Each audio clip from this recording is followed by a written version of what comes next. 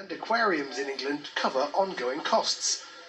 But Twycross's chief executive says to access a share of the money means it would have to use up virtually all of its reserves.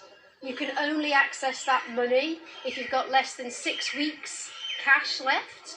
And for us as well, the amount of money they're going to give out is 1 month's running costs. So do the maths. They want us to wait until we've only got just over a month's running costs left, and then they'll give us a month's running cost. That's a recipe for closure. Twycross estimates it needs around £3 to £5 million to tide it over the lean winter months. Without it, the zoo says it would have to lay off staff, and with no money for their upkeep, it would ultimately have to cull many of its animals. In a statement, the government says the relief fund will run until the end of March 2021, and that this extra £100 million will ensure those affected by the outbreak can continue to care for their animals, as well as the important conservation and educational work. But will it be enough?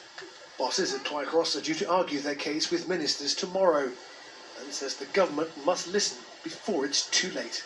You're making us stand over our animals with a gun. That is inexcusable. There's no need for it. Phil Brewster, ITV News. Thousands of extra seats are being laid on by West Midlands trains as demand increases with the easing of lockdown. The changes will be in place from next Monday. Passengers are advised to only use trains for essential journeys and to wear masks. Work is continuing this week to try to find a buyer for the company that runs Merry Hill and Potteries shopping centres. Intu fell into administration last week, putting thousands of jobs at risk.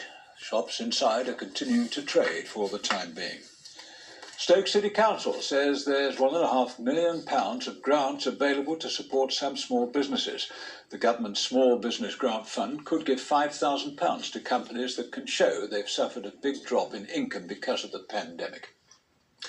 Finally, for the moment, with lockdown restrictions being eased, some of our tourist destinations are reopening. Hatton Country World near Warwick has opened for 3 days a week to welcome visitors, but it's not simply a case of throwing open the gates. Social distancing and hygiene issues mean some places are having to reorganise their space.